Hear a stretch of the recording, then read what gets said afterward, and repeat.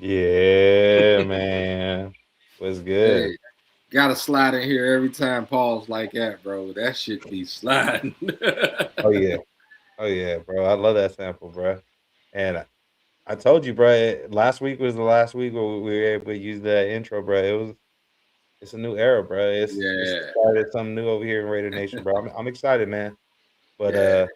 yeah. Before we really kick things off, man, you already know it's your boy Mike, aka Mike Cavelli. I'm here with my dog Raider Trade 540, and this is BTB, aka the Black Team Broadcast, the one and only. How you feeling today, my guy? Man, I'm feeling good, especially after that presser, man. I'm Yeah, feeling good, man. Like the way Kubiak sounded, it wasn't nothing that was seemed like it was stretched or forced. yeah. I'm in a good position. You know what I'm saying? This is gonna be a good off season for us, if I must say myself. I hope so. I hope so. It's off to an interesting start the way things are going. Like you'd think like we should be at an all time high, but there's always some shit, some bullshit that goes on around the Yeah. way. They always find a way to piss off Raider Nation in a way, but we'll figure it out one way You or another. We'll figure it out. can't enjoy the sunny days without some rain, bro. You That's know what I'm real shit. saying? We have hella rain over here now. Like, Yeah. too bad. So, cat, my apologies if my shit starts glitching. That's why, because it's fucking pouring out here. Oh But man, yeah, my dog Prez in the building. He said, "We here, man. I appreciate you, dog." prayers. What Yeah, it and do? shit. What it do? What it do? Yeah, we gonna get more people in the chat right now, but you already know, man. We got a special guest in the building. I try to bring some of my famous homies on the show from time to time. I don't want to do it too. I don't like to do it too often because he'd be stealing the shine a lot. But I got to get my guy. It was only right, bro. In a moment like this, bro, it's only right we get somebody that could really chop it up with us and really break down his thought process on the higher man. My guy, one half or a third of Tape Don't Lie. The man, the myth, the legend himself. My guy, Marcus Johnson, bro. What's happening? What up, y'all? Good, Yeah, Marcus. I'm What's I'm happening? feeling, What's bro. happening? What's up, y'all? Got Shoot, a lot. man, Got a you lot. already know, man. I'm just trying to get mentally prepared, bro, for this new era, bro, of Raider football that we about to bestow upon us. I can't wait. I really can't Yeah, wait. me How either. do you feel about it? I feel good, man. I feel like that. They actually waited. They made the right decision. They were Mhm. patient. They went through all the people they needed to go through, and they got the guy that is gonna, I think really help this whole offense, right? I mean, it's, then we got to fix this rest of this team, get this rest of this team going, and it's gonna be a little bit of a process rebuilding, but I Mhm. think they're gonna be ready to go and getting everybody they need to, start this rebuild for sure.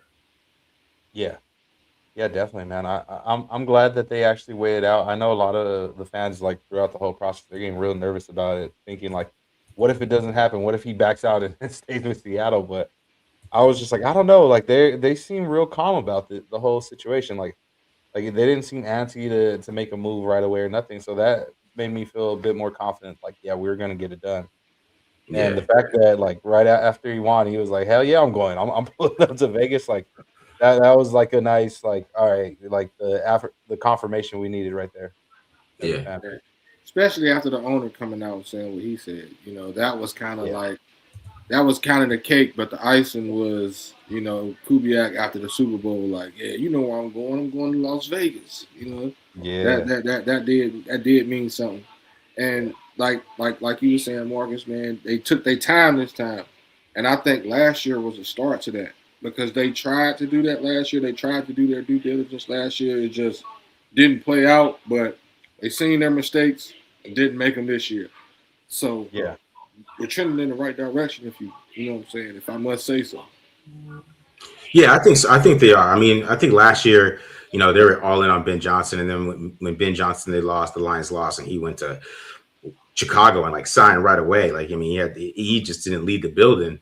That kind of put them in a frenzy, and they were kind of really big on Pete Carroll because Pete Carroll was interviewing with them too. I forgot who else he interviewed with, but I think he might interview with the Bears too.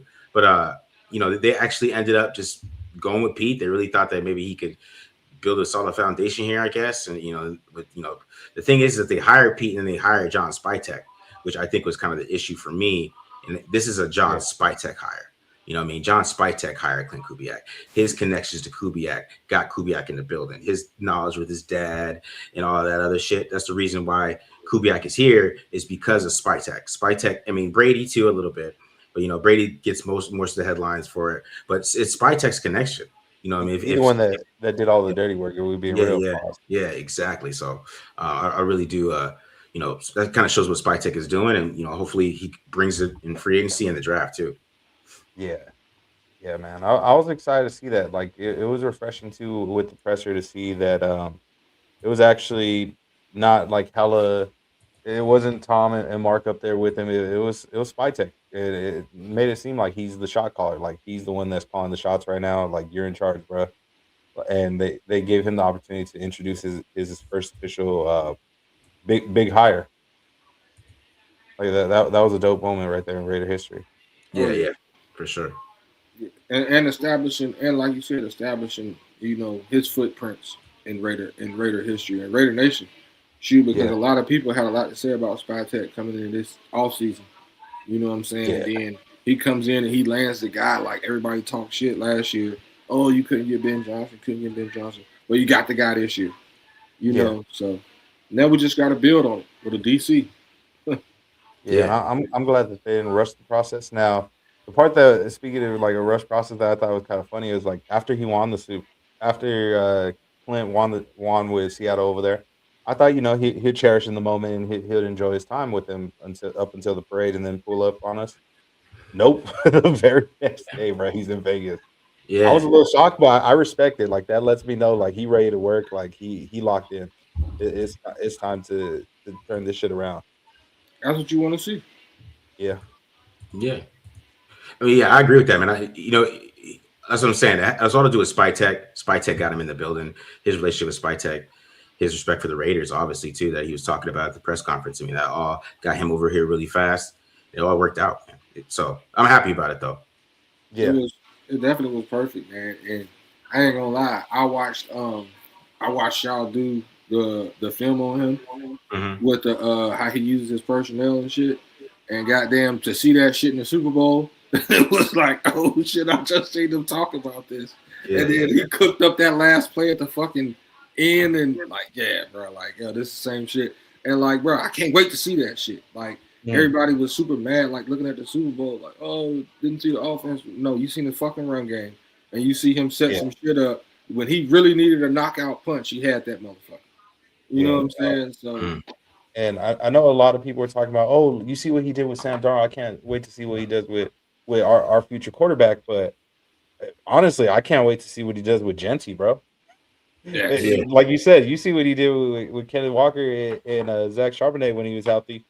I can't wait to see what he does there. And who knows, maybe he might fuck around and poach one of them running backs over here to the Vegas roster. Yeah, maybe. I mean, you got to pay Kenneth Walker a lot of money. Yeah, he's gonna be expensive, especially with Super Bowl MVP. That price is gonna be $15 million or something. That's why I don't think they should even mess with that. You know what I mean? Like, because to be honest, like I think this is not crazy, but I think with the wide zone they run, I mean, Raheem Mostert didn't look that bad last year as a backup, so they can go that route, and then maybe they want to draft somebody in the late. You know what I'm saying? That can get back up.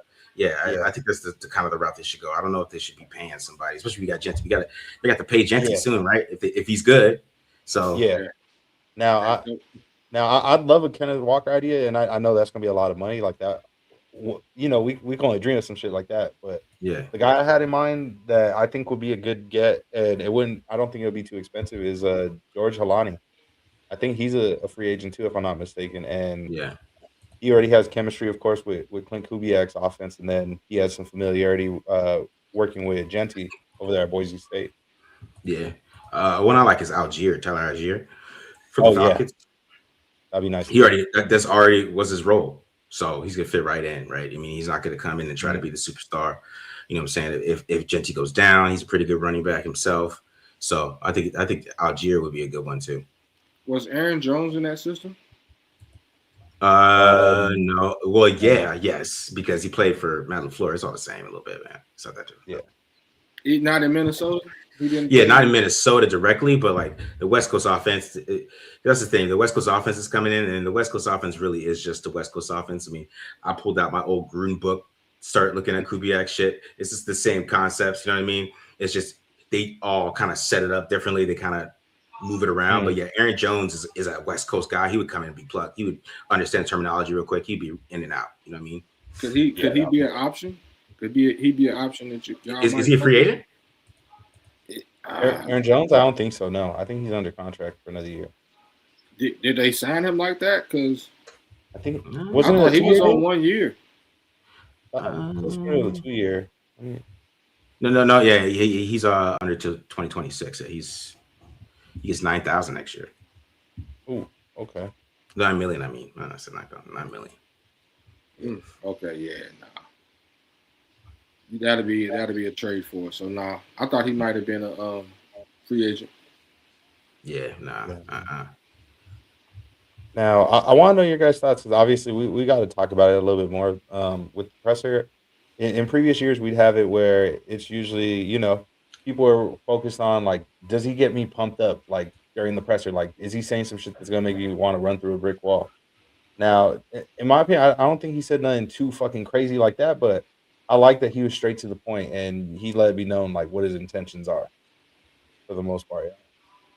Like, I feel like oh, go ahead. My bad, right? I would say, in my opinion, like, Liam Cohen said Duval like a fucking idiot. You know what I mean?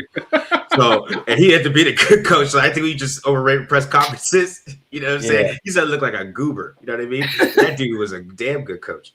So we can't, like, press conferences. I think people get too into that.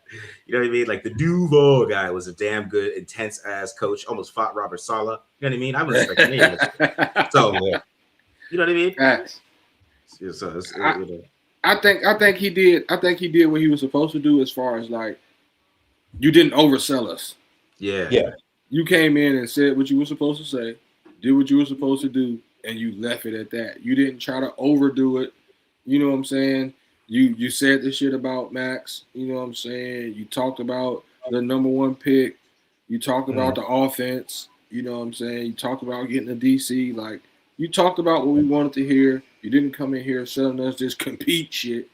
You know what I'm saying? So I really was happy with the press conference. Yeah.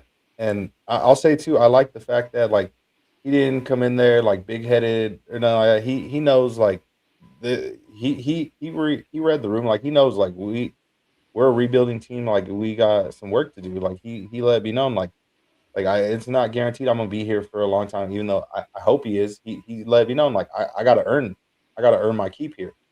I gotta earn it and let it be known, like, improve why I deserve this head coaching spot and why we're gonna eventually start winning games. I really respect that.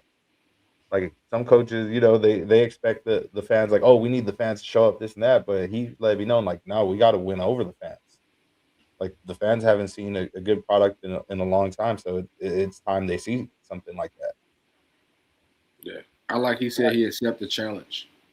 Yeah, like, this is a challenge. Like, he didn't take the question of coaches leaving here one and dones and stuff. He didn't take that question as, like, oh shit. Like, he took that question like, nah, this is a challenge, and that's what I wanted. I wanted something that was gonna make me have to work, and this is what I'm coming here to do. So I'm not mad, man. I'm not mad about his press conference at all. The one thing I'll say that got me kind of pumped, that it wasn't like really words that were said, but it was more so just who was there, was seeing all the legends in the building, bro. Like, the fact that he got a cosign like that, I don't know who arranged that or where, but that was cool to see, bro. Like, seeing all the legends up on stage right there, they're representing too. And the ones that were up there, facts. That said a lot with the ones that were up there. And you see, a dominant DN, a great quarterback, 2 dominant corners, and a hell of a good running back. You know what I'm saying? He's telling you something. He's telling you something, man. That offense and that defense is going to be made off corners and the running back, man. So maybe it is that Jim Schwartz shit. You know what I'm saying? So, yeah.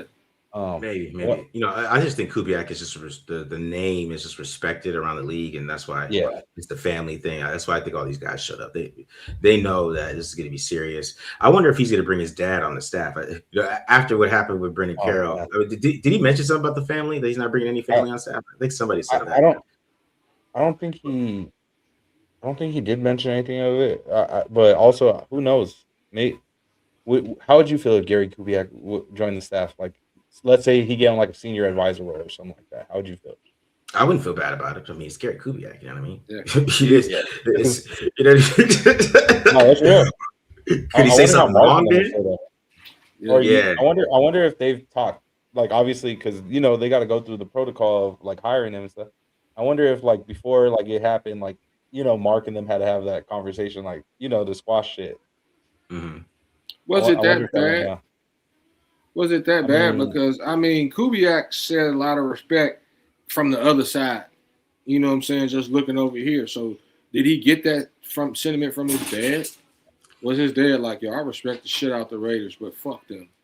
You know what I'm saying? probably.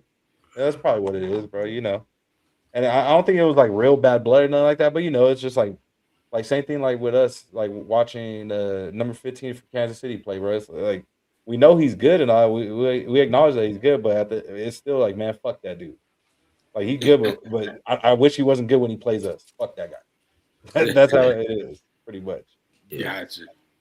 I mean, Davis almost signed Mike Shanahan back in the day. Remember 2015 before Del Rio? So maybe it's just not, you know what I'm saying? He brought Shanahan back, maybe. Which I'm still mad about that. The Raider Nation got mad about that. And like, what's his name? What's that old dude that used to call the games for the Raiders? I forgot his name right Oh, now. Greg Papa? Yeah, he got super mad about that shit. Talking about he's being disrespectful to his dad. But man, we would have had Kyle Shanahan in here. They were gonna come as a packet. I'm still mad about that. Kyle Shanahan might have been our coach if that happened. You know what I mean? So That would have been crazy. To this day. To this day, you know what I mean? But it's all good, bro. We got the Yeah. coordinator that can win the Super Bowl. I'm not mad. We got the one that can win the Super Bowl. We'll see though. Good But one, Mike. maybe I'm tripping here. Is this maybe this could be a little symbolic looking at this photo, but Jim Plunkett, the one standing right next to him holding the photo, Mhm. the last Super Bowl winning Hispanic quarterback we had. Yeah. That's something. That's something, all right. Yeah. I see where you go with that. Who knows though, man? Yeah. And then, what if Mendoza were 16? That would be something. That'd be Yeah. something. But honestly, I think it's a good chance if we do draft Fernando, he's gonna end up wearing 15 or wherever he goes. Just because I think since high school that's been his number. Yeah, I think so. Yeah. Yeah, but yeah, Nobody wears 15 on our team right now either, anyway. So Yeah. Well, oh yeah, he's a free agent now. You're right. Yeah, Kenny's off the roster right now. That Yeah. guy. Mhm. That guy.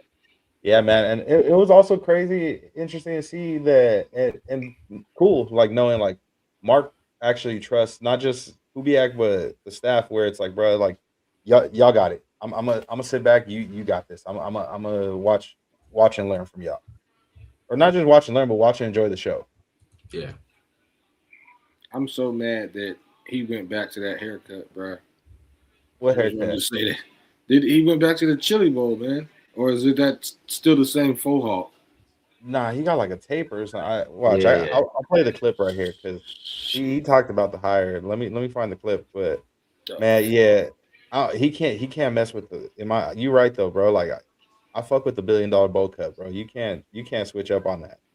That's Again, your trademark, it came bro. down to where we are this year, having the first pick in the draft and everything, and understanding that there's a good chance we'll go on the offensive side of the ball.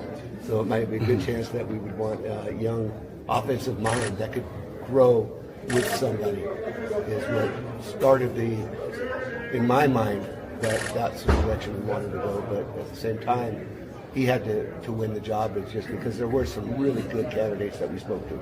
But he definitely was the one, and it was a risk to wait till after the Super Bowl and see if that we were the ones that were going to get him, but it ended up in our favor. Yeah.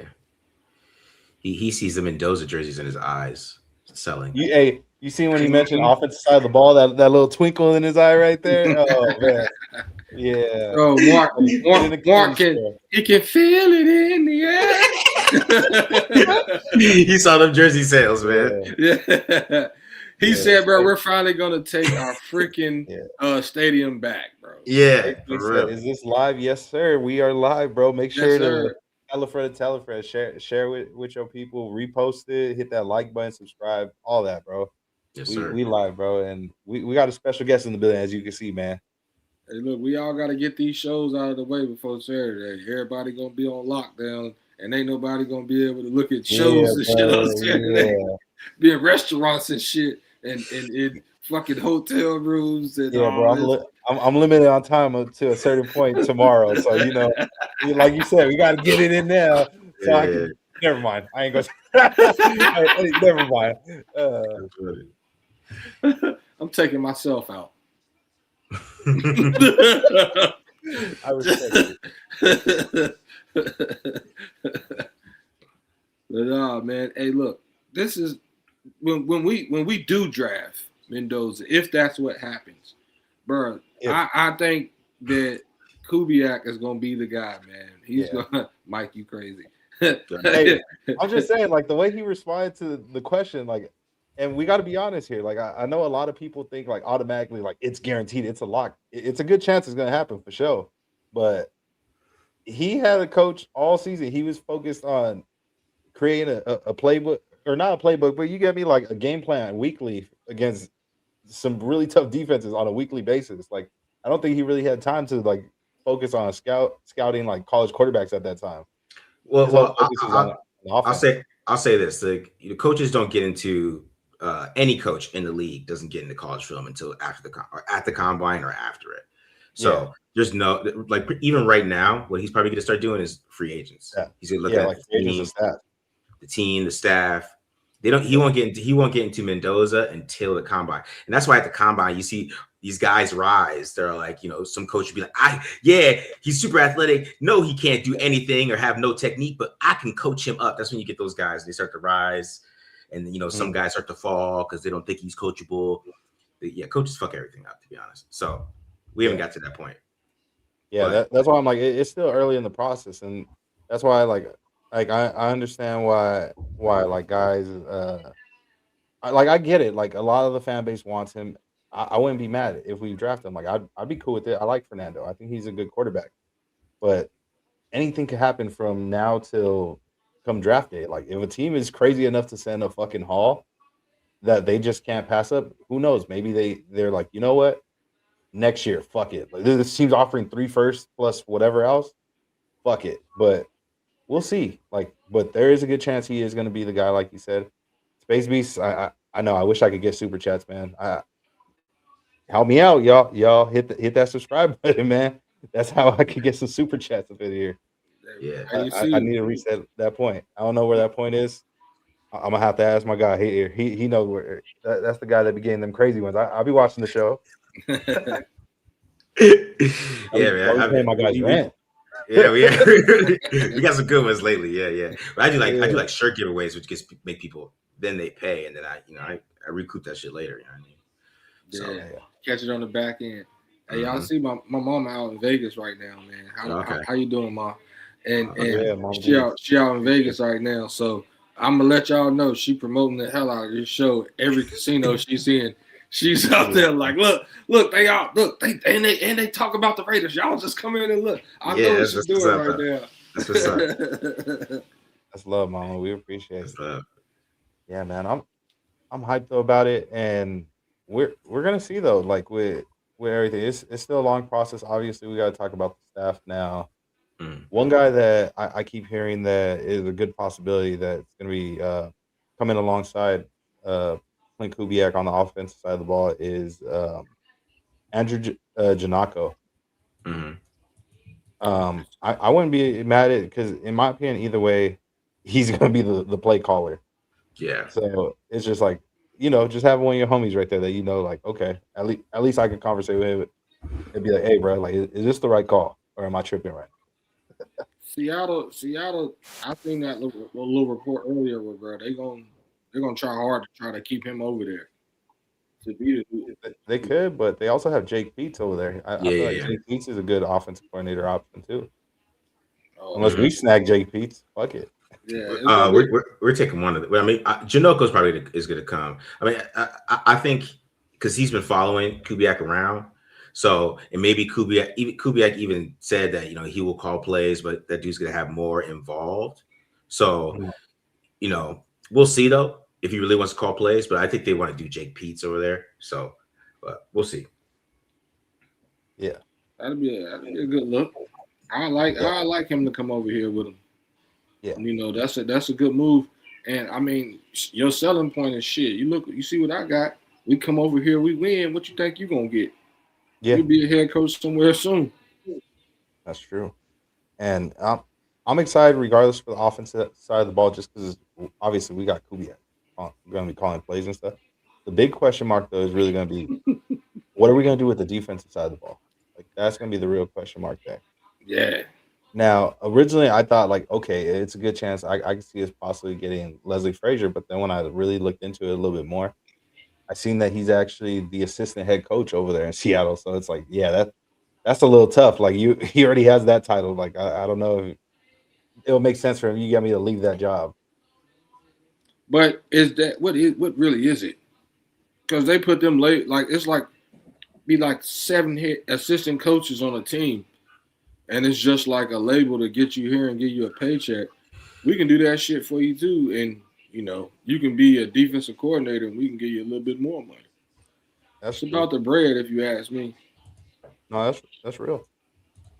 That's real. I mean, Marcus, who would you like to bring in, or who do you think we should consider, or Clint Kubiak should consider for his roster on the defensive side? I kind of want Carl Scott. I don't know if you guys heard Okay. that name a little bit. Yeah. He's like the I think the passing game coordinator over there. Mhm. Yeah, he was in Minnesota with Kubiak as well. So he's the defensive backs coach too as well over there. So kind of just what he knows about stopping defenses through the air. I think that might be somebody cool to bring over. I think it'll be easier to bring him over too. It'd also be just dope to kind of give a young dude a shot too as well. And allow him to finally get his shot, see what he can do. You know what I'm saying? He worked with Alabama corners too from 2018 to 2020. It looks like I'm reading right here. So you know what I'm saying? Maybe he comes and he just he makes Darian Porter better. You know what I'm saying? They just bring some guys in to work those guys up. You know what I'm saying? Because they're gonna have to get some young safeties in this draft. They better get a safety in this draft. I'm at this point. I've been watching this class I got like 10 guys that I wouldn't mind them drafting right now at this point where I'm getting up these safeties. This is a stacked safety class. So I'm biased, bro. I get one of my guys. I feel like they got to be up there on that list, bro. I'm biased. I'm biased too. Hey, they you got some solid safeties over at Georgia too, but I'm just saying. Yeah. Oh, you want Kamari Ramsey, right? You want Ramsey. Honestly, I like Kamari, but Bishop. Oh yeah, Bishop. Yeah, I'm about to watch Bishop this week, actually. Yeah. You already broke down my guy, Marcus, man. Let us go get CJ.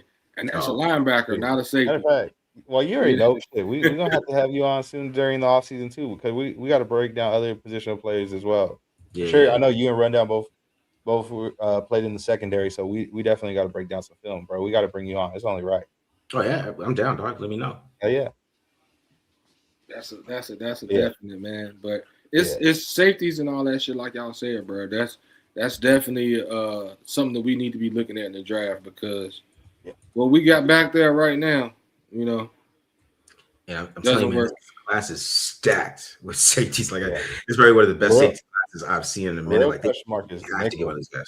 What's up, Nickel? Nickel better, bro. Because I like Jeremy Chin right there, but also it's like I feel like we need him back there as well. You get me? Yeah. Like that's where it's like if you get a nickel, at least this might change things unless you're cool with Chin being right there and you just pick up that other safety, like you said. So that's what I'm talking about in the draft. There's a lot of these safeties that come down and play nickel, like Emmanuel McNeil Warren. I did a breakdown of him on my channel. that dude, Nice. he is just a dog. I don't know how to explain it, but he is just, he's just a dog. And you can play him everywhere. You can play. He plays free safety, outside corner, slot corner. He'll get in the box. He has some linebacker reps.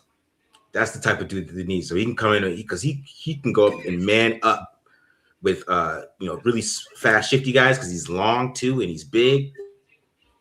Man, that's like he's like my favorite, one of my favorite guys in this draft. Like if he's there at 36 and the Raiders don't draft him, Wait, I might feel a little bit. I might feel a type of way. Oh, so he's expected to go really high in the draft. Yeah. Jordan Reed has him ranked 19th, but he's a safety. Ooh, so okay. Safeties fall. What school is he at? Toledo. Ooh, okay. I think I've seen him on the board a few times. Then okay, they got a good record with DBs right now with Quinyon. Yeah, he's a dog, man. Quinyon, man, bro. Quinyon's nice. So that's why I'm like real serious about the safety class. They got to get one of these guys. I'm gonna be a little upset, especially if they don't go big defense. You know what I mean? Okay. Now you got me thinking about it because going into this, my mindset was like, I need my wide receiver in the second round. Like, we need to get a wide receiver one at 36. But if there's a safety that's worth it, obviously the dude from Toledo, Kamari Ramsey, like somebody like that, I wouldn't even be against that either. I'd understand it if we did it. Like, it's definitely a big need. Yeah, this wide receiver class is good, but I don't know if you can get a 1 at 36. That's kind of the thing. You'd have to trade up, like maybe Jordan Tyson falls because of injury, maybe. But that's a possibility, and that's the guy if he gets to like 22 or something like that. Yeah. You go ahead and hit that hot button. You know what I'm saying? A few of my homies run down being one of them. A lot of them are talking about Denzel Boston. Yeah, that he could be there at 36 maybe just because I don't know, he might if he blows up the combine because he's high weight speed. So if he has a good combine, he runs like a 4.4 at least. He's gonna go first round because he's gonna jump out of the sky. His dad played in the NFL. You know what I'm saying? Those type of dudes. Yeah, you know what I mean? So he might end up going first round too. But yeah, he would be a guy if he was at 36 that, I would be okay with them taking a wide receiver. It'd have to be one of these guys falling. So maybe Denzel Boston. But I don't know about it. I would wait a little bit for some of these wide receivers. It's deep. You know what I mean? You guys. That's maybe why also like you said, it might be worth it where we could wait. It's because there's a few names I see right there. There's obviously Boston, Jacoby Lane. You have Jeremy Bernard. I really like Zachariah Branch as well. There's a few guys that I like that I would be totally fine with, and I feel like would be a very big get and a nice piece for potentially Fernando Mendoza or whatever other potential quarterback it could be, if not him. Just because on the topic, a guy I really like at 67 is like Ted Hurst from Georgia State. I don't know if you ever heard of him. Okay. He's about 6'4". That's the kid from the Senior Bowl. Yeah. He had a one-handed catch at Senior Bowl. Yeah, he was balling. Yeah. Because he has a little bit of what I would say, like he reminds me like Nico Collins. Yeah, I remember seeing y'all talking about that, and I remember seeing his highlights from the Senior Bowl. Bro. Yeah, he had some of the shit out there. Yeah, and that's where Nico Collins went. He went in the third round, so they're kind of similar sets. Yeah, that's a dude like you. Yeah, he'd come in, and Kubiak would love a type of receiver like that. So yeah, man. We got some options, man. I can't wait to see because we got a lot of those people that, they brought in last year kind of like right before the draft and all that shit from like Eagles and all that, those draft people, those, those scouts and all that stuff. So I can't wait to see what we can do with them too. You know what I'm saying? With a year of them being in the building and all that. And, how that meshes with Kubiak and, Yeah. In your guys' opinion, do you think it's possible that he goes outside, like besides obviously somebody that he's been familiar with, that he's worked with? Like, do you think he may bring in a DC that he hasn't worked with, possibly? Maybe. I mean, I know Jim Schwartz is one of the options, right? Jim Schwartz. Yeah. I just don't know whether DCs are available at this point. You know what I mean? Like it's so late. I wouldn't be shocked if they bring him in, honestly. Like at this point, like if it's no guarantee that he could pry anybody from obviously Mike McDaniel's defense to come over here. Like I wouldn't be shocked if they make the call and try and bring him in. Jack Burns. Now, one thing, yeah, he do look like Jack Burns, bro, from Meet the Fockers. He do. What's it called? Hey, bro. Hey, that would be nice though. Get that coach in there and be like, "Hey, are you? We're gonna find out if you're gonna make the circle of trust or not." Kubiak looks like Ben Stiller, so it fits. The circle of trust. Kubiak look like Hey, Ben it's on. Stiller, Hey, Fred, you're gonna have to make that edit soon. That's funny. Meet the Raiders. But if I'm if I'm Kubiak, I'm this is my first time, so like I'm more comfortable with somebody I know. You know what I'm saying? Yeah. I'm more comfortable with somebody I know, and I know the type of defense and the type of system they can bring. Even if it's somebody that was under Mike McDaniel, if I can bring you over here with me, bro, and you can eventually go, I can sell you that same dream. It's like, yo, you can go be a head coach somewhere if you do good right here, especially at the Raiders. Like anybody that comes in here and turns this shit around, bro, the eyes are going to be on you. Let's just be real. You know what I'm saying? No matter what, bro, and it's crazy to see, win or lose. Like we're one of those organizations that like all eyes are on us, no matter what. Like they always find a way to speak about us, and we've seen it this past week, or with all the rumors and everything going on. Like good or bad, they found a way to talk about us, bro. Like we were the talk of the week. Yeah. Oh, you know, fucking Jerry Jones hated that shit. Oh yeah. You know he hated that, bro. He loves to be the talk of the town. Yeah. Shout out my dog Andre Ashley in the building, bro. That's That's good. love. That's He good, said, bro. "Tape Don't Lie, BTB." It's like one of my two favorite shows to do a crossover episode. Yeah. Yes, sir. Yes, sir. This shit I big. appreciate that, man. Appreciate Yeah, it. bro. Yeah, my guy, one of the legends right here when it comes to the YouTube spaces. Yeah. I'm growing, man. I'm trying, man. You know what I mean? We're out here. I tell y'all all the time, man. It was It's a between grind. Mike, y'all, you and Rundown and Marcus BD and Matt, man, that opened my eyes to like see football completely different and how y'all break that shit down, bro. And I ain't gonna lie, y'all be having me whipping motherfuckers' ass on that. I'm not gonna lie. That's funny, dog.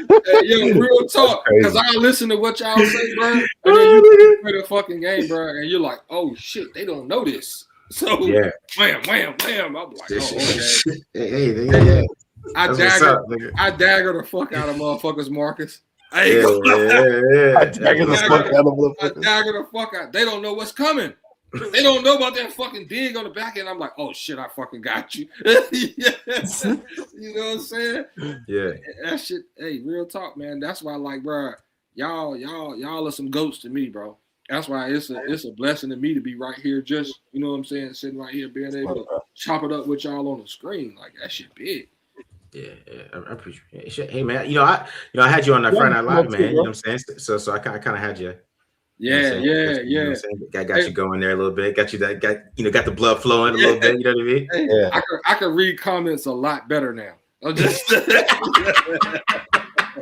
I remember because he was like one of the first at the time, because Trey wasn't really doing content yet. Like I remember back then, you were like one of the first like fans that we brought on like on the show, like to get an opinion. And we were like, yo, like bro's cool as fuck. Like I actually like fuck with him. Like I could actually like hold a conversation about football with him, like no problem. Like I hate to say it, there's some fans that you just can't have a conversation with. You can hear them out, but it's like, all right.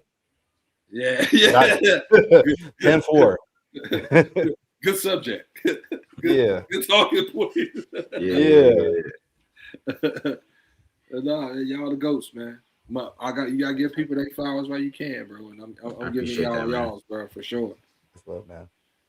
And shout out Rundown too. He ain't in here. You know what I mean? Yeah. Shout out Rundown. Rundown, my dude, man. I always appreciate Rundown. Doing shows with him is fun as fuck. So that's a definite. Hey, look, we gotta get to it, man. We know where my man Mike stand, bro. With Mendoza, bro. What's like? Do you got what's your thing, Marcus? Like that you would be like, if it's a bad thing you had to say about those fucking Wolverine arms. If there's a bad thing that you had to say about him, what would it? You know what I'm saying? I would say my biggest critique on him is that he'll take some sacks. Pause.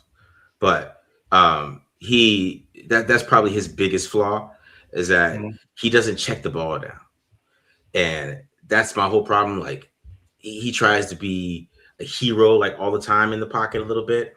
But I think if you can get him a little bit under control there, where you could just get him to check it down, make sure he has a clock in his head a little bit, which I think they're going to try to coach into him. That's probably my biggest issue with him.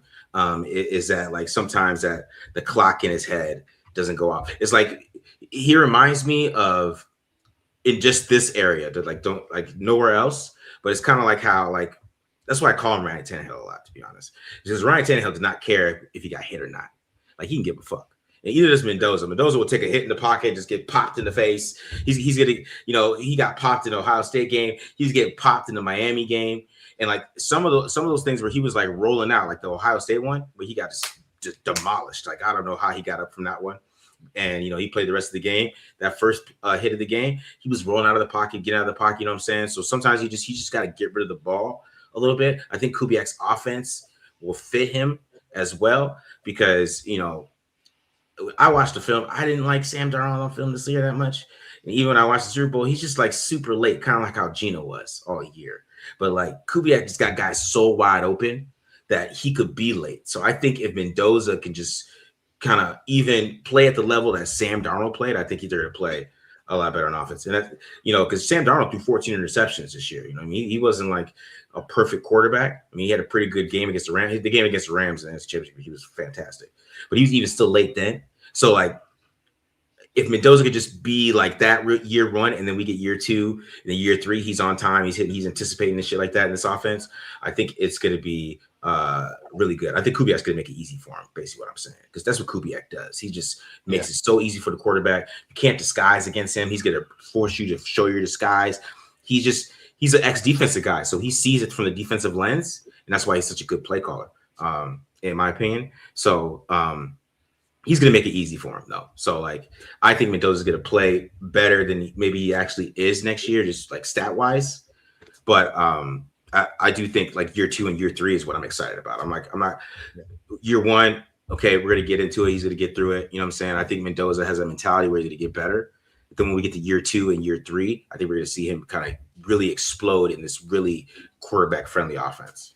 Yeah. You know what I mean? Honestly, I don't know if he's going to start year one or immediately year one. Like I feel like they might bring in like a bridge or who knows. I don't want to see AOC, but that might be a possibility too. It's gonna be him or Geno. Yeah, don't put Geno because the thing is, Kubiak might make Geno look good. Yeah, I don't want to. Honestly, I don't think he'll fuck with Geno, bro. Like I feel like if he was cool with letting him get traded back then, you get me? Like I feel like there's a good chance he gonna get the boot again.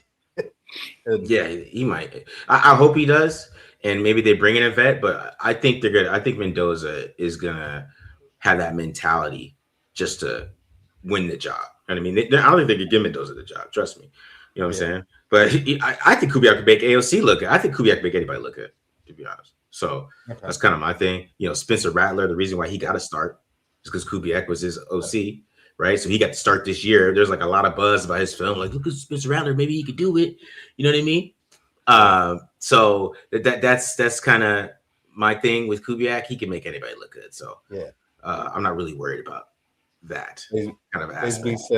Space B said, notice Marcus doesn't say trade out of the first. I'm all in on Mendoza because I think he's insane. Okay. And I like that in my quarterbacks. He's insane. Like it's not even about his film with me. Like I like his intangibles. I think he is a psycho. So since I think he is a psycho killer, kind of like he's a nerdy psycho killer. Like he's just like this. It's weird. You know what I mean? American psycho. And that's why I like him the most. It's not really because I can nitpick his film too. I can get some parts of his film that maybe he does some things I don't like. You know what I'm saying? But he's a killer. I just see it. Like there's something wrong with him. You know what I mean? Like he's just something not right in his head, and I think that's what's gonna set him apart. Like he's just So well, crazy. man. He's crazy, man. Like just I that went- last play, he like running over, like he's a psycho dog. Like he gets in Yo. that field and he's just nuts. So like that's my thing. That's why I like him. Me and Trey have a theory. Like you said, there's something wrong with him, but I'll tell you that off camera. I'll tell you that off camera. hey, Mike, I know you got it queued up, bro. I know you got it queued up. I know where you go with that, but that's funny. But like, it's just I'm telling you, there's something wrong with this dude, and I like that. He is studious and he's a crazy man. And I love to hear it. That's what I like about it. Like I'm to tell you, like he's gonna fix whatever issue he has, and he's just it's just the mentality and the intangibles he has, man. That they're off the charts, and that's to me for like a quarterback. I think it's like with Joe Burrow because Joe Burrow, he didn't have the biggest arm, really, right? He didn't really have a huge arm or anything like that. Mm-hmm. But Burrow is a psycho. You know what I mean? Like you got to have that type of mentality to be great at the quarterback position. You know, I think that's Justin Herbert's problem. I think Justin Herbert's too nice. He's such a nice guy. He's just, you know, he makes quirky jokes. You know what I mean? Still has acne on his face. Yeah, you know what I mean? He's just such a nice guy. You know, you gotta have that killer mentality. Like Josh, even Josh Allen has a little bit of that mentality. You hear Josh Allen talk, he sounds like a psycho, man. You know, that's what you gotta have at the quarterback position a little bit. There's gotta be something a little bit wrong up here, and I that's why I like him. Would you like to do one? What the fuck, Fernando? I'm saying it's like something wrong with that dude, man. He's a nut. Honestly though, like a lot of people think like, so for me, it's more like the film, the nitpicking. Like my reason, like personality wise, I think he's a great kid. Like I love his interviews. Like he's fucking hilarious. Like Yeah, I don't know if he's intentionally. To me, he's unintentionally like funny. Like he has moments where he just does some funny ass shit. It's like, all right, bro, I fuck with dude. Fuck Fernando. Yeah, he's comedy, bro. But yeah.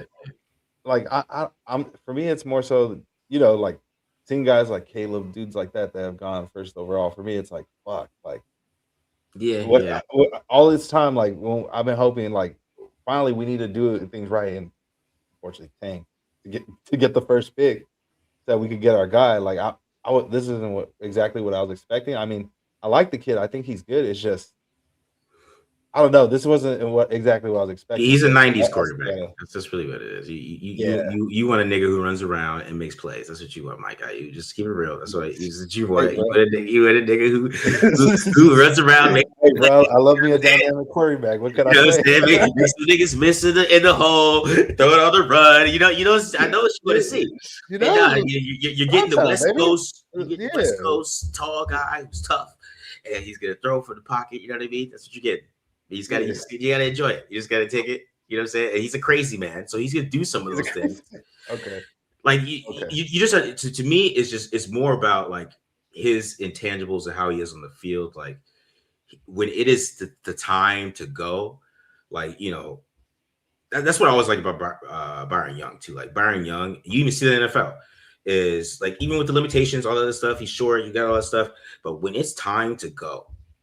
Byron Young is at his best. Bryce. He becomes a Bryce. I'm saying Byron Young. Bryce Young. I get names over. Hey, you and these names, Marcus. Bro. I know, bro. Good shit. But Bryce Young, when he gets in that mode, you know what I mean? Even the fourth quarter, like he's one of the best fourth quarter quarterbacks in the league. He was going toe to toe with Matthew Stafford. You know what I'm saying? Like it just happens out of nowhere. I think he has that dog in him too. So that's what I really like about him, right? You know what I'm saying? I really like what he can do there. It's more about the mentality, and he's nuts, man. That's he just to say whatever we don't like about him right now, Mike. He is working on that. I trust that he is like gonna get better at that. So that's my thing. Like I know he's gonna be like, okay, you know, I do this wrong. You know what I mean? Because even Cignetti said that. He was terrible mechanical wise. Like you watch Cal, I think he was more a little bit explosive, but his mechanics are all over the fucking place. And at Indiana, they fixed that shit. So that tells me that he could put the work in, and it goes onto the field, And that's what I like. I think he's gonna get. That's what I'm saying. Year 3. I'm thinking year 3 here. We got year 3 with the same coach coordinator, man. Yeah. And Kubiak, Kubiak made me throw 15 yards in the game. I go 2 for 10 for Kubiak, man. You know what I'm saying? And it's exciting knowing like what's you're crazy, bro. Besides Kubiak too, like knowing like he got a lot of people to work with, bro. Like besides that, he also has he got a Tom Brady, bro. I mean, I know he's a full-time analyst and a part-time owner technically, but I mean, he should be more than willing to. Like, I feel like, hey, bro, like you're a part of this process of drafting this kid. Like, you got to work with him too. Like, you whatever pointers or whatever you could do to have him be the best Fernando Mendoza he possibly can be. You're a part of this process. Yeah. He's gonna mold him. He couldn't mold Geno. Geno was Geno. But you got a young QB like this, bro. Like he can mold him. He can mold him into like, all right, like look, I'm catching you from the jump. So I'm gonna show you these shoulder drops and how to read this defense and how to step and maneuver this pocket without being as athletic as you are. So when you incorporate your athletic ability, when it really breaks down, you're gonna have the mental stability, bro, to like hold in there, and then you can run. Like Brady couldn't run. Yeah. So I think with Mendoza, bro, he's gonna mold him. He's gonna get him to where he want to be. You know, with Geno, I think Chip Kelly was a little bit of a problem with Geno in the offense. Just what Chip Kelly was doing, just had no business being in the NFL. But Geno, like, he worked out is because he couldn't handle us, man. You know what I'm saying? Yeah, it was too sensitive. Niggas in the chat, like his little brother in the chat. I don't know if that's him. Like after the game, you know what I mean? Like, why is your brother in my chat? Yeah. His brother was in the chat. Yeah, talking shit to us. Oh, bro. You know what I'm saying? Like that's how you know, bro. See, that's why I blocked. They be paying attention, bro. They really be paying attention. Yeah, that's why I don't like. That's why I don't like Geno's hairline. That's why I don't like the way his fucking eye setup is. Yeah, I don't like his fucking ear setup. It's his fucking problem. He needs to go look in the mirror and fix that shit first before he tries to come have his fucking brother. Look at this shit. As I say, that's why we call him the Dragon, because he just looks like he has bad breath to me. You know? Yeah. That's why we call him the Dragon. That's probably why he really blocked me. That's probably why he doesn't like the show. Hey, bro. I remember I caught Glenn off guard with that shit, man. We be drinking on that show, and I was just pissed off. You know what I mean? Like, we were like 1-6.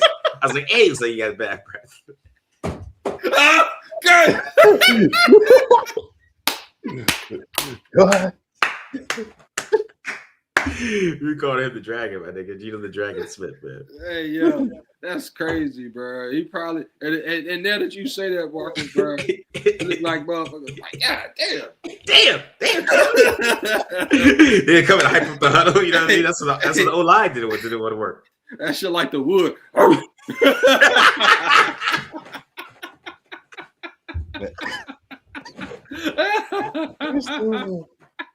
He got the chewing gum. He didn't get the mitts to knock out that funk. Yeah. Honestly, bro, I can't wait till he off the team. Yeah. I think I was the first person that got blocked by him for Raiders. Yeah. I remember that shit. Yeah. Hey, bro, real shit. And I envisioned it. Like a lot of people were like, "Nah, you're tripping. You're out of your mind." And I was just like, "Bro, nah, like." He weak. I kept trying to explain to people. I'm like, y'all are saying he's gonna be a top 10 quarterback this year. I'm like, bruh. I'm like, he has never been that. He's been maybe around like anywhere from 13 to 16. I'm like, that's closer to middle of the pack or mid. Yeah. I was like, he's not gonna be no franchise quarterback, and you should draft somebody. I kept saying it, and I didn't even tag him or nothing. So he was for sure searching his name, and he blocked me. That shit was funny. I still think he took a shot at me at the press conference when he said that I know people do the Monday morning film quarterbacks. You know what I'm saying? I swear he took a shot at me. I swear that was for sure one of us, bro, because we was going in on his ass, bro. Every week, we was all getting real crazy, bro. Going in on his helmet, bro. Play better, motherfucker. Shit, man. After a while, bro, I was encouraging it, bro. I was like, keep up the fucking word. Great work, bro. You're doing a phenomenal job, Geno. Yeah. bro. It was some Yeah. shit, bro. Like people still to this day, bro. Like the season is way over it, and they're like, "Yeah, bro, Gino, y'all made Gino look bad." I'm like, bro, get the fuck out of my face. If you say we made Gino look bad, bro, Bro was look at holding him. on the ball so long. Yeah, bro. And they were like, bro, y'all was getting him sacked. I'm like, one of my homeboys that said that, he was like, y'all was getting him sacked. He sat over here and watched the game with me. And I looked at him and I went, 1,000, 1,000, 1,000, 1,000, 1,000. And this motherfucker still ain't throwing the ball. And I'm like, bro, so now what we gonna say? He like, yeah, bro, yeah. He looked like a rookie last year. That's what I'm saying. Shit Bro, was terrible, bro. That shit was funny. Like a lot of people thought I was tripping when I was like, bro, like draft Shador. Like I really think Shador could even beat him out. People were like, nah, he wouldn't beat out Gino. Nah, there's no way. Bro, he played against a head-to-head and fucking beat him. Yeah. You're super high, Shador. I mean, I don't know. I feel like Shador puts in QB purgatory right now. I think he will be fine, bro. I feel like he got a bad O-line over there. He had a head coach that was trying to low-key sabotage him at the time. And his best receiver was Jerry Jeudy, dog. We'll I don't know. maybe he gets better. Maybe he puts some work in. I don't know. I think he'll work. I think he'll be fine, especially now. I like his situation now over there. We'll see. I like that head coach hire for him. Like that's actually somebody that wanted to draft him originally. Yeah. So I think he'll believe in him. And he'll actually put in the work to make sure he succeeds. I mean, to be honest, the Raiders probably should have drafted Shador at some point. You know what I mean? Let's keep it real. They probably should have. Yeah. Just because where he did get drafted at. Value, yeah. Yeah, you know what I mean? They should have took a chance on him at some point, but like in the second round, they should have took a blow. I feel like that he probably was a second round quarterback, but you know what I mean? Honestly, I wasn't. I'm just saying. I'm more talking about third. I'm more talking about like third or fourth round when he was like there, though. Yeah, you know what I mean? Yeah. Honestly, you know me. I was thinking get him at 6, but I know. And I'm not mad at it still. Like I still believe that he's that good of a quarterback. It's just he was in a fucked up situation this past year, bro. Yeah. That head coach, unfortunately, he didn't care about losing as long as he was sabotaging that kid. That's how it really felt. Yeah. Too big for the program. Type shit. Yeah, it's unfortunate, but I mean, we'll see. New coach over there, somebody that actually believes in him, so it should be better for him. But yeah, at first, honestly, I didn't really agree with our original pick at 6, but I'm cool with it now. Like I like Ashton Genty. He's a solid player. Mm-hmm. I can't wait to see what he does in Clint Kubiak's system. Like it's gonna be exciting, bro. That's gonna be really exciting. Yeah. You guys see what these other draft picks do too. You guys see, Jack Best got to take a step up too. Maybe Thornton does. You know what I mean? I don't know what they do with Thornton. And you guys see these old linemen. Charles Grant had a good game against the Chiefs. He played well when he played. Caleb Rogers was actually pretty solid. Yeah. So it's gonna be weird way to do with this offensive line. I don't know if they're gonna like those guys or they're gonna bring in some guys to compete with them. That's gonna be the weird part. Like, it's Kubiak go to the film. He's like, oh, I like Caleb Rogers. I like Charles Grant. You know what I mean? Does that happen? I hope he likes JPJ at center. I really hope he likes JPJ at center. That's gonna be interesting. I wonder how Spytek feels about that. If Spytek was in on that too, you know what I mean? Like, I wonder how he feels about that, because I think that would kind of have a tell on that, because they're going to talk about the team together. And if Spytek's like, I feel like he's a center and like recommends it, because I think people respect Spytek's film mind. So I wonder about that. You know what I mean? I think, bro, I know a lot of people don't like to hear that shit, but I think he's a guard. After that bonehead, me too. I do. After that bonehead move he made against the Chiefs, bro, like, let him just get out there and move somebody and hit somebody. Don't make him think. You know what I'm saying? Like, we can use him as a backup and have him set up like that and let him play that way, but let him be a guard, bro. Let him just go fucking wreck somebody. I agree. You know what I'm saying? And with the offensive line, we had a trash-ass offensive line coach. We don't know what this offensive line is. For the past couple years, we haven't known what our offensive line really could be. You know what I'm saying? So a good coach that comes in and knows what they're doing, they might really be like, no, this is a good line.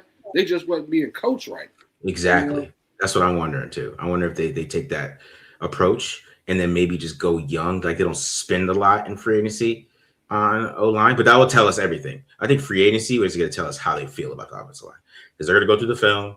They're going to do all these things. You know what I'm saying? And if they go spin big on the offensive line, there we go. We know. And if they don't, then they're going to probably put some guys in the draft to compete with them that they like. And then we'll see what these other guys do. But we'll see. I think if they do go big offensive line in the free agency, it'll be for right tackle. I think they're going to replace Glaze. I think. Yeah. And he made sure to be out there at the press conference. Oh, he was there? Yeah. Now, speaking of being there at the press conference, I know a lot of people made a big deal about it. I know you've seen it on the timeline too. They made a big deal about our guy Maxx not being there in attendance at the press conference. Now, Kubiak did say that he did actually have a conversation with them over coffee. And what did I tell you, Mike? I said he would be the first person he seen, and that's exactly what the fuck he said. Yeah. Yeah, and I get why some people are worried about it, like all the rumors and stuff. It can be concerning. Like there is a possibility he can get traded. Who knows? Like maybe a team is willing to send a haul like that where they really want Maxx Crosby so that they could, he could be the guy to take them over the top and potentially win a championship if they're that close compared to a team like us that's rebuilding. But in my opinion, I don't think they're trying to do it, and I feel like. I get it. In the past years, he's done that. He showed up, but he was still in the building. Like he still talked to him. Like if we're being real, if it's such a big deal that Maxx didn't show up, why didn't nobody say nothing? Because Brock Bowers wasn't in attendance for the press conference, or Brock was why there. nobody say nothing? Brock was there. I'm gonna tell you who Was wasn't at the press conference? Yeah. I'll tell you who wasn't there. That I thought you was gonna say Colton. Oh. I'm gonna say that too. Who? Colton. Colton Miller wasn't there. Oh no, the other person I was gonna say because I didn't hear about him being there and I didn't see it was Brady. Yeah, Brady wasn't there. Brady wasn't there. JPJ wasn't there. I'm just saying like there's quite a few people that weren't there. You get me? So I don't think it's that big of a deal. Nah, Ashton Genty was there, bro, because fucking Kubiak just had a running back worth for having many fucking yards in the Super Bowl. Like, bro, get there and show your fucking face so you can see. You know what I mean? Like, Ashton Genty and Brock kind of had to be there. They're not in the same position as Maxx. Yeah. You know what I'm saying? Wait, so Brock was there? I didn't see him there. Yeah, he was there. He was one of the people that shook his hand right when he first came in. Yeah. Oh no, that's in the building, but I'm saying at the press conference. I don't think Brock was at the press conference. He might have. So, all right, he might have been. So that might have been where you could speak for Maxx, because Brock might have had to go back to rehab right along with Maxx in that sense. But you did see Brock in that first video. You didn't see Maxx. But for Kubiak to say, I had a cup of coffee with him. You know what I'm saying? We talked. But, also having a cup of coffee with somebody also means they wasn't there that long either. That's what I'm saying. Like, were they standing up? Were you standing up having a cup of coffee? Were you pouring it? Yeah. We had a cup of coffee, but and so the viewers could get a better idea of how he said it too, because sometimes the way somebody's tone is, you can tell if like maybe the conversation went well, maybe it didn't. I'm gonna play the clip real quick, and you guys give me your thoughts too. Chad, I'd like to know your opinion as well. Let me know what you think. I think he was the first one in here this morning working out, so that fired me up. Q Myers, Raider Nation Radio 920, expanding on the Maxx Crosby conversation. How important is it for him when you talk about silent film and you're talking about, finishing in practice and all that grit? How important is it for him to be, buy in with you immediately to kind of set the tone in the locker room? Yeah, we want him to be a part of our success going forward. There's no doubt about that. And he's one of the best players in the NFL. So that's a no-brainer to get to work with Maxx and to see him continue to have success with this organization. And you can tell he wants him there. You can tell he wants him there, man. But I think it's, I want you here, bro, but we're not gonna force you. Yeah. Like, you know what I'm saying? Rafa, what's happening, bro? And I kind of agree with what Glenn was saying earlier, Marcus. Well, the other day, like, bro, like if you don't want to be here, then we're not gonna force you to be here. But we Yeah. can't keep having this shit every fucking year, bro. Like this is like three or four fucking off seasons we had. Like Maxx is getting traded, trade Maxx, put him on a winning team, put him on. Like, bro, come on. Like at some point, like it has to fucking stop because like it's becoming a distraction. You know what I'm saying? Yeah. He's not. You can just tell like just but some of the stuff he's saying that he's not the happiest with it. But what I think is going to happen, which I just think is because the NFL is that they're going to have this kind of situation where it's the rumors going to the combine is going to be unbearable, right? I mean, if you're a Raiders fan, you're ready for that shit. And I just don't think they're going to get what they would want. So he's just going to stay, and they're going to have to make up, shake hands, and hug. Like, hey, welcome. I think he's going to play for the Raiders this year, and they're going to get through this, and then he'll come in and play hard. That's what I think. I think the injury has a little bit to do with it, but I just think that no matter what happened, they're not going to get what they want to get. Yeah, like they're talking about they want like a Micah type package, so that's damn near almost like 3 firsts. If we're being real, yeah, Kenny Clark down there is almost the equivalent of a first round pick.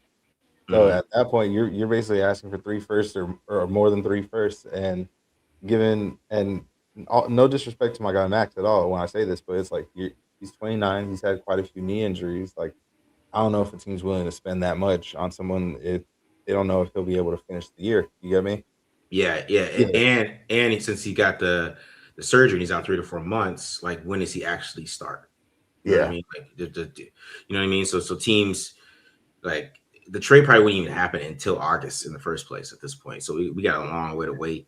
He said it's self-training camp or something like that. You know what I mean? So I think he ends up staying more than likely. Like you said, like I feel like teams are gonna end up trying to lowball due to the fact of like the injury history and stuff. And the Raiders are gonna basically tell them to kick rocks. They're gonna end up making amends and like everybody says, winning heals everything. If we start winning games, DC hires. The DC hire is gonna say a lot. Yeah. The DC hire is gonna say a lot. Now, and me personally, if you want to keep him, bring his boy back.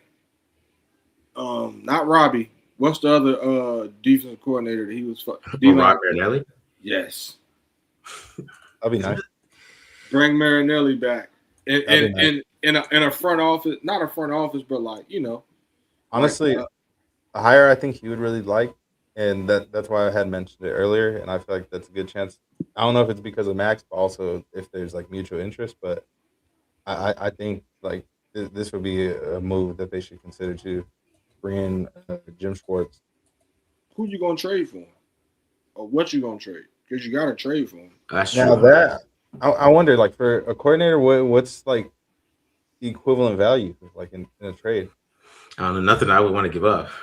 What did Tampa Bay trade for John Gruden? Like a second or a first or something like that. Raiders got a first for that shit. I would look that up. Let me see. That. But that was for a coach, though. We're trading for a DC coach. It's a coordinator. Yeah, a defensive coordinator. A lot of teams are going to want. Yeah, the Bucks gave him $8 million cash, 2022 and 2023 first round picks, and 2022 and 2004 second round picks for John Gruden. Damn, I might have did that too. Shit. Damn. Wait, what they said? They gave them $8 million in cash, 2002 and 2003 first round picks, 2002 2004 second round picks. Oh, they finesse. Sure. Who did Al Davis draft with those? Yeah, that's a good question. Raider Alex said, I thought you can't trade for a coordinator. You have to because he's under contract. You have to. Maybe it might be like a day 3 pick or something like that. Like I mean, but for a DC though, like really? Yeah. That's kind of my thing. It's like, do we really need to? You know what I mean? That'd be tough. See all right. So what you saying, bro, is if he goes for a head coaching job, you don't got to trade for him. But for a job that the same equivalent or below, you have to trade for him. So anything bigger than what he is right now, you wouldn't have to trade. But for anything else, you got to trade. I mean, unless the Browns are. So the thing is too, like usually, if a guy wants to leave, I mean, the Browns would have to approve it. So if the Browns are basically like, you aren't going anywhere and they're mad that he left, that's when they would have to do the trade. But if the Browns clear it, that's usually how it works. Well, well, he already said he wasn't coming back, so they don't really. They're looking for a defensive coordinator now, so they really kind of would have to approve it. It's not where if he goes like he signs with a team like how Raider Alex is saying right here that they would pretty much get a comp pick from us. I think with him, bro, with him still being, because even though he's not coming back, he would still be under contract for that year. You know what I mean? Just like when players retire and they come back and you still got to fucking trade for them because they're still technically under contract. So, like, I think that's where that comes in, where you would still have to trade for them. Yeah. Because like I said, bro, he's not going to a job where he's moving up. Yeah. You know what I'm saying? It's equivalent. It's a lateral movement. That makes sense. Yeah, I don't know. I'll make call for John Gruden was crazy. I'm not saying no shit like that. Like if it's like maybe like a fourth or something like that, maybe I consider it because he's a solid defensive coordinator. I definitely consider that. But I don't know, man. That's tough. But it's really going to be interesting to see who they bring in on that side of the ball because I'm pretty sure a majority of those guys there on staff with Seattle are from Mike McDonald's staff already. You get me? Like Kubiak just got there. Yeah. And those guys want to stay up under the defensive-minded head coach that just won a Super Bowl. So yeah, 100%. Yeah.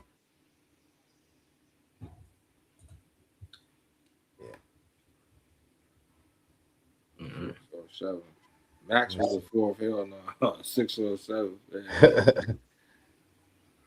Yeah, for sure. Yeah, bro. This defensive coordinator situation, bro, is gonna make a big difference. And I'm gonna tell you what else we're not gonna go for. We were talking about this the other day, Mike. They better keep my fucking boy Deuce in the building, bro. Don't fucking fire Deuce Gruden, bro. Deuce Gruden. Deuce Gruden is the fucking goat. Fucking goddamn it. I hate to say it, bro, but it's not confirmed. But there's a good chance, bro. They might be replacing him.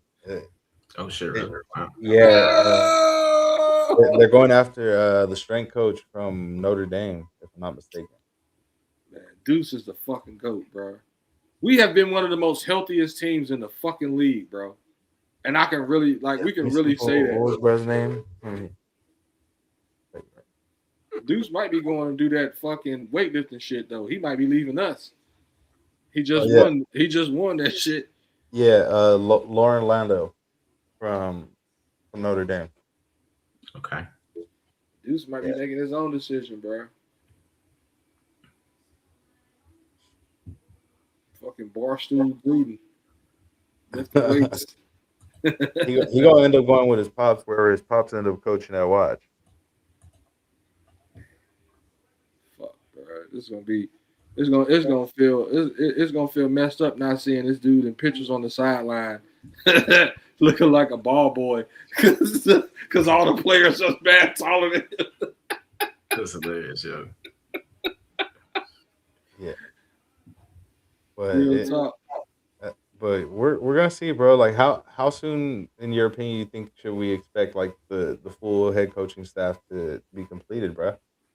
Probably the next couple of weeks, man. Probably pretty quickly. They got to get it together before the combine. Hey, yo, this graphic is crazy. I love it. That's wild. Hey, bro, but it's true, bro. Like at this point, like Raider Nation, they depend on how you coach. Like you in that first overall pick. We got to see what y'all made of, bro. Y'all got to get us somewhere. Man, like I was hearing somebody say when I was listening to Q show earlier, bro.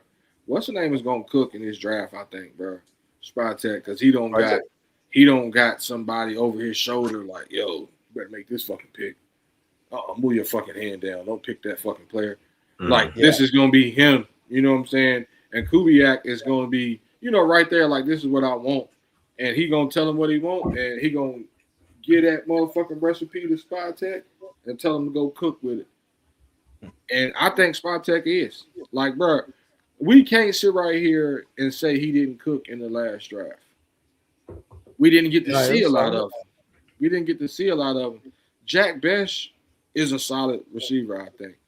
Dante Thornton can be, but they both block. They both block. So they're coming into this Kubiak offense, where you have to have blocking wide receivers. Yeah, he's gonna like them. Yeah. Yes, bro. And the speed of Thornton, bro, we gonna see some shit with that this year. Yeah. Him and Tucker, like people, like we want this number one receiver, but I think we got a receiver group that if we let them build with Mendoza and trust Trey Tucker and Brock Bowers and Jack Bech, I think this receiving core can actually be pretty fucking legit. Especially like you said, Marcus, if Kubiak is scheming them up to be wide the fuck open, like, you know, these guys, they got the intangibles, you know, and if they're coached right and they're running their routes right, not rounding off routes and all that shit, yeah, they can actually be something. And let's not forget Jack Bech, bro. How many fucking I know it's not a stat, but I'm pretty sure out of the fucking 20-something catches he had, at least 15 of them was the first downs. You know what I'm saying? So I really think that we got some shit that we can cook with that because Kubiak didn't look at this fucking roster and say, fuck, I got to switch this. I got to change that. I got to change this. I got to do that.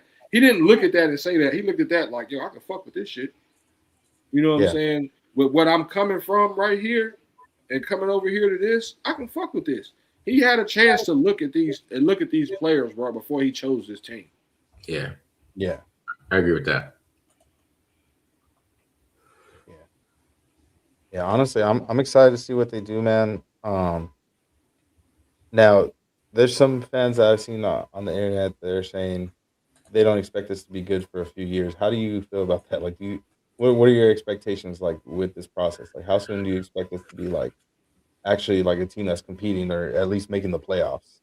I think that it's depending on the defense, right? I think the defense, how well they built the defense part of the side of the ball, is how is what's to decide how quickly this team grows, right? So that's why the defensive hire is important. So I think the offense is going to be good right away. I think that's what I'm saying. Like I think they're going to be able to move the ball. They're going to put some points up on the board. They could get some explosive plays. You know, they have explosive play. They have a lot of players that can make explosive plays on this team already. So since they have those, we're going to see that early on the offense, and I think the offense is going to be good right away. There's not really been a point he hasn't really had a good offense besides like the Saints with like Spencer Rattler and those guys a little bit, but you know, but we'll see with that. But I think it's how quick the defense grows. How quickly do they get the defense better? Because I mean, the pieces on offense are there. We're talking about a whole bunch of young guys on offense. But we don't talk about young guys on defense. Let's be real. We really don't. So they got to build up that defense no matter what, and so it becomes a playoff defense, especially in today's NFL. I mean, the best defenses in the league were at the in the Super Bowl. It wasn't the best quarterbacks, right, at this point. Yeah. So you got to build it up. You got to get this defense going. You got to be able to stop somebody, and that's gonna be a big key to see how quickly he wins. If they fix the defense in a year, then they might win next year. If they fix it in 2 years, then we win it in a year too. But I think it's going to take a little bit while to kind of get that defense going. That's going to be the big thing. Yeah. Yeah, it's going to be the big question mark for sure. And in that sense of what you're saying, Marcus, bro, you really kind of can't let Maxx go. Because if you're looking at year 2, Maxx needs to be there because you need that guy. Guy on defense. You know what I mean? And I think Porter is going to end up being a guy on defense. You know what I mean? Linebacker-wise, like I like PG, man. I like PG. But that fucking defense, even before Pete Carroll got there, they wasn't doing too much fucking stopping anybody, bro. Yeah. Like, they had good runs. They had some good runs in that season with Antonio Pierce. Even the season after that, you know, when Antonio Pierce was the actual head coach, they had some good runs. Yeah, when they're healthy, I mean, I thought they were actually pretty good. I mean, when they lost Christian Wilkins, they went to shit. But I thought when they had Christian Wilkins in there, they had some pretty good games. They did. They made some plays. I mean, they beat the Ravens. You know what I mean? Yeah, They had some pretty good games. So they just ain't got no talent. They just ain't got talent on defense. You know what I mean? Yeah. That's the problem. We missed Spillane a little bit more than we thought that we was. Mm. I say that. Like, I know they try to, Q-Chart kind of sold it to us like, oh shit, he's pretty. Landon Roberts they're the same fucking player. No, they're fucking not, bro. Like, the gaps that those dudes were missing this year, bro. Like, you didn't see a lot of that shit from Spillane, and you can see that's why the fucking Patriots. He just got put into a position where he didn't have to do everything this year, and you've seen that shit pay off. You know what I mean? I think we got good players. I think the Berg brothers, you know, they're not brothers, but yeah, you know, Lindenberg and I forgot the other one name, but I think they'll be good linebackers. Yeah, you know what I'm saying? Like, we don't know what a lot of these players are that we got because we didn't have the best, you know, coaching on both sides of the ball. Mm-hmm. You That's know, true. I think it's a lot of things that can surprise us when we actually get staff in here. Yeah, and it didn't get a chance to play. I mean, we should have seen Eichenberg by now. I mean, yeah, Eichenberg, Lindenberg, and Eichenberg. Yeah. The Berg badge, bro. Do you feel like I kind of feel in a sense we're a bit behind schedule on the rebuild, like by a year. Like, I feel like it should have been started last year at least. With going on, because now going into it, like, okay, we're starting the rebuild this year, but next year, Brock's in year 4, JPJ and DJ Glaze, dudes like that are already in year 3. You get me? Like, guys are getting already older in the process and getting close to the end of their career. Soon you're gonna have to pay them too. Mm-hmm. You have to pay Brock at the end of next year. Let's just be honest. Yeah. I think they're prepared for that, though. I think Spytek's smart. I think he's prepared for that. But yeah, I mean, to me, the rebuild never starts till you get a quarterback, till you draft a quarterback. So, you know what I'm saying? That's where you got to get that rebuild going, and that's why they're at 1. So I think the rebuild really just starts now. I think they're going to be able to sign some of those guys. You know, I think they're going to be able to keep some of these, especially, you know, like the Bowers, the Genties, and things like that. I mean, we're going to see how Genty, like, you know how teams are with running backs. We don't know what happens with Genty. You know what I'm saying? So I think they have the young pieces there to kind of grow with, and you know what I'm saying, because we know we at least get Brock for 5. I mean, he's getting the option. You know what I'm saying? We're not letting Brock just go after year 4. You know what I mean? So he's probably gonna get a deal. We know we get it for at least 3 more seasons. You know, we're getting Genty for at least 3 more seasons. So I mean, having those guys around for the next couple of years, build with the quarterback. And then Kubiak, you know, I think that's, like I said, that the defense is going to be a big deal of his growth. I think it's going to work. I think our offense are going to be legit. I'm not worried about the offense. I'm just worried about the defense. They got to rebuild there. That's where, you know what I'm saying? They got to rebuild, like, the O-line a little bit, maybe, right? This is how they do, but I think they probably will. And then the defense. This draft better be about defense. You know what I mean? Yeah. And it should have been last year, to be honest. To be honest, I thought the defense last year should have been about defense. Yeah, I agree with that 100%. But they're like, you know, honestly, that's also where my concern is too, because it's like, I know they want to keep Maxx, but it's like, if he does end up getting traded, like, that's a huge blow to the defense already as it is. Like, which it's like you would think, like, you would want to have your franchise player who's still on board and add around him, as well as adding around that quarterback to build this. Right. Yeah, but that's why I think that, I mean, I don't think they want to trade Maxx. I think they really don't. Yeah. I think Maxx is just, you know what I'm saying, he's just a little angry. But we just work it out. We just, you know, hug it out. They'll be fine. They'll it's the NFL. They'll be all right. Yeah. Like you said, winning resolves everything.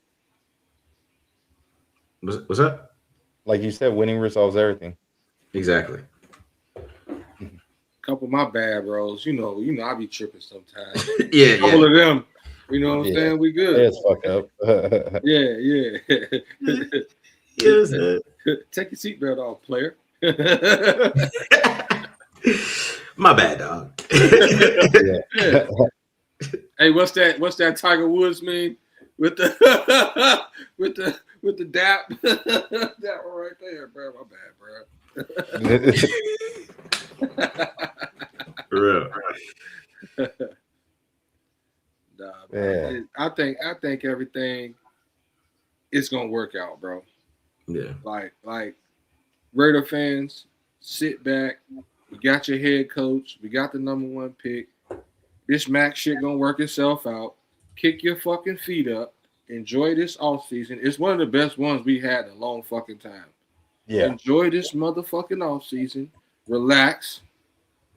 And get ready for the draft. Enjoy watching the combine, seeing what we can get from these picks, seeing what we can do. We picking in the top 4 in every round.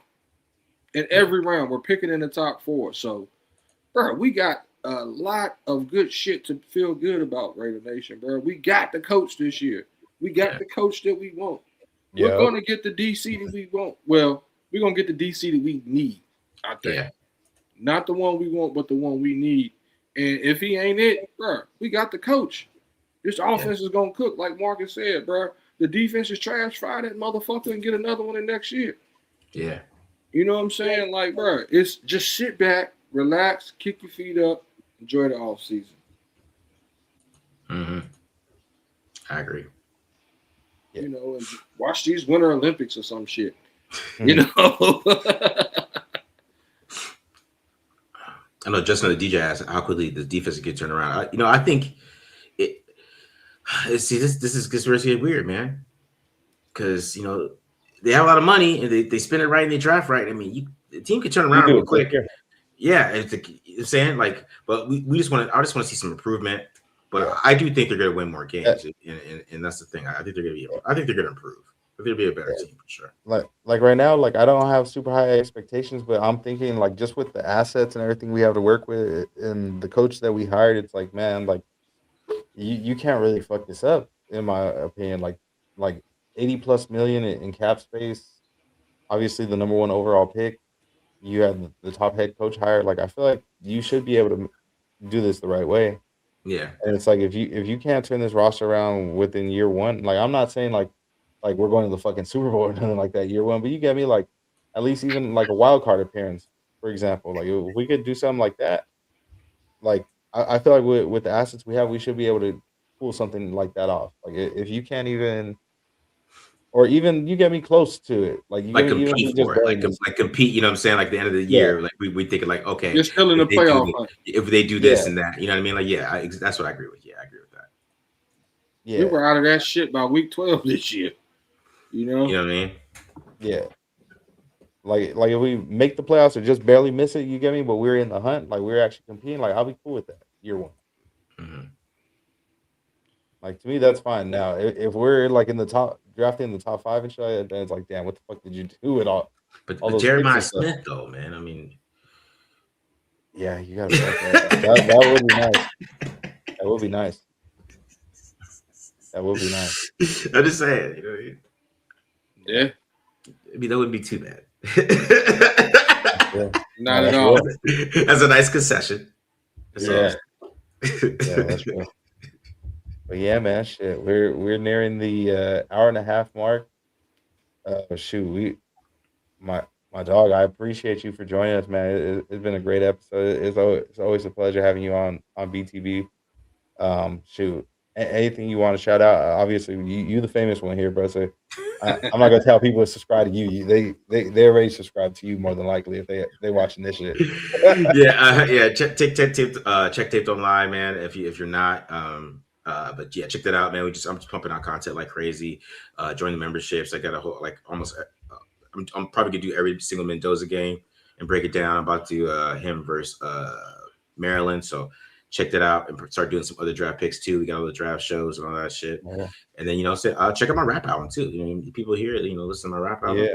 The Rising Phoenix, I Point 2.0. You know what I'm saying? He got some shit. He got some Yeah, shit the on Rising there. Phoenix. Check that out. You know what I'm saying? And I got some a new song I just put out besides that one called 66. So check that out. And then yeah, that's what I do, man. I rap for fun, basically, and do film. Mm-hmm. Hell yeah, that's dope, bro. You gotta give us your what's the name, bro? I did it with Mike the other day. Give us your Cole. You know what I'm saying? Give us your outlook on the Cole album, bro. Oh yeah. We gotta talk about that real quick. Yeah. I mean, I thought it was really good, man. You know, to be honest, I thought he was just really showing off his lyrical ability the whole time. You know what I mean? Yeah. It was really, and you know, I think that he had some good ideas. You know, maybe some of the songs, you know, they came off kind of weird, like the "What If" and some of those songs, if you look at like that way. But you know, I thought he had a good idea of what he wanted to do, and I thought he executed it pretty well. I liked it. To be honest, I like most of it. It's probably one of my favorite Cole albums, to be honest. Like, if I had to compare them, masterpiece. I thought it was one of my favorite Cole albums, to be honest, overall. But you know, I like Cole. I think he can rhyme his ass off, and I really that's what I heard. You know, so that's what I like to hear too. And he was just spitting the whole thing. It's just all of it. Yeah, bro. There's some bangers. Like my boy told me off the rip when I hit him up and asked him about the album, he was like, he couldn't stop singing it. What the Let Out? That shit slap. That's my shit. Yeah. That's my shit right there. Yeah. Because that one, bro, like that's the most like not realistic song, but like when you go to the club, scenario. Bro. Mm-hmm. That's the scenario when you go to the club. Anything can happen when you're leaving. Yeah. Mm-hmm. And the way he was like, yo, I'm back in the Ville. I'm tripping with no security and shit. You know what I'm saying? It's like, yeah, that was one. That was one. Mm-hmm. If I had to say, bro, it's a mixture of what's the one with where he went at Lil Pump and all them, that album? Oh, yeah. KOD, a mixture of KOD and January 28th. Mm-hmm. That album, the Forest Hill Drive jump. Yeah. Those two put together was this one and this two for me. Mm-hmm.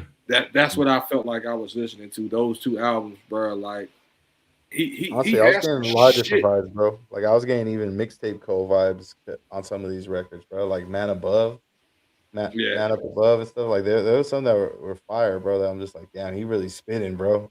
Yeah, he's going off the album, man. He's going off. Yeah. Oh yeah.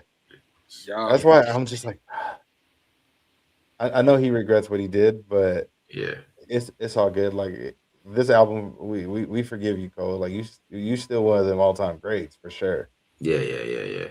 People get hate on him for that, but like, you know what I'm saying? More of it, like, people just hate listening. Crazy. People hate listening to Cole. They've been doing that for the jump though. What you say about Maxx? You forget all that shit when you winning. Yeah. Cole dropped a winning banger. Everybody gonna forget about all that shit right there. Yeah, that should have been on. I'm not gonna lie, that album been on repeat like all weekend since it dropped. Don't worry, we got some more heat coming after that. We got some more heat coming after that. Okay. We got some more heat coming after that, baby. Kill the King, baby. I can't wait. I can't wait. Sir. I cannot wait. What's the release date for it? He ain't got one yet. That's how. Oh, come on, man. We ain't gonna get into you. Tip just gonna 2 weeks, bam. Nah, real talk. When he drop his albums, bro, they usually around like August. That's the time he usually drop. You know what I'm saying? So that's what I'm looking at. He gonna drop, get his singles out, do a couple mixtapes. He still got that PSC album that they gonna drop. So he's just getting that steam back rolling. You know what I mean? Yeah. So yeah. Yeah. But yeah, man, shit. I think that's just about everything we got for this episode. Marcus, we appreciate you for joining us on this evening, bro. It's been a great episode, like we said. Shoot, Trey, you want to close it out, bro, or shoot, let the people know where they can find you before we wrap things up. You already know, man. At King540 on Instagram, Rated Trey 540 on YouTube, at Trey Majors on Twitter, /Rated Trey 540, man. Right here on the Black Team broadcast, on Rundown U on the weekends, man. We still got that college shit that's gonna be coming to y'all. Okay. So yeah, you can catch me in all them places, man. So y'all just, fuck with your boy, man. Fuck with the team. Fuck with Marcus. Fuck with Mike. You know what I'm saying? Yeah. Rundown. Matt. Fuck with BD. Fuck with Glenn. Fuck with the whole team. Fuck with everybody, man. Yeah. We gonna, like, this off season, bro. I've been saying this shit, bro. We gonna come together. This is the best off season we gonna have. and we're gonna make this shit big with content creators and all that, bro. We're gonna come together on some new shit because this season is gonna be something that we can reflect back on, and we're gonna be like, fuck yeah. This gonna be one we're gonna be happy about. Everybody can be happy to be Raider fans again, bro. So yeah, y'all tap in, keep tapping in. Yeah, 100%. 100. Yeah, that's the goal for sure, man.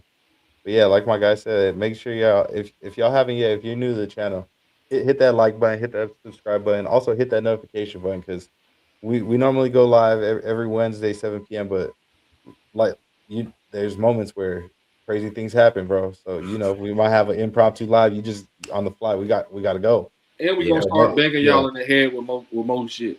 We gonna start, yeah. Yeah. But yeah, man, we appreciate everybody that tuned in for this episode. Marcus, we appreciate you. All day, man. You already know what it is, man. Look, what do you got to tell them? Let the people know what it is before let's close it out. What you talking about, me? Yeah, close it out. Oh, yeah, you already know. It's the black team, you bitch. What the fuck, Fernando? What the fuck?